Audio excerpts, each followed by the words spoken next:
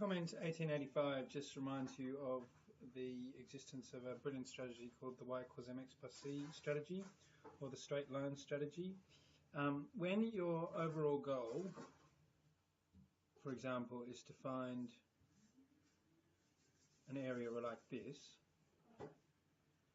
and you're completely fine for the base,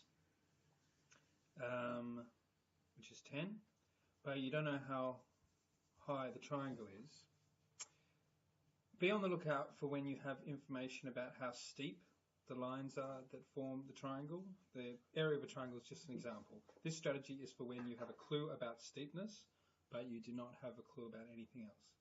Because when you have a clue about steepness, you can form the equations of lines. That one goes up 6 for every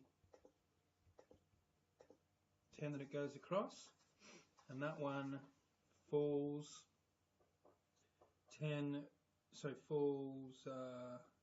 for every 10 that it goes across, and it has a y-intercept of 8. What's going on here is that I'm imagining that this whole diagram is on a grid system, and that's what this strategy says. It says imagine your whole thing is on a grid system and work out the equations of the lines that are forming your problem. Now, once you have the equation of the lines, you can do stuff with them. You could solve them simultaneously, for example. And whatever your y-coordinate is, when you solve them simultaneously and you get x equals something and then you get y equals something, that y is telling you how high that triangle is. So that's why the y equals mx plus c strategy, where you imagine that your whole problem is on this imaginary grid,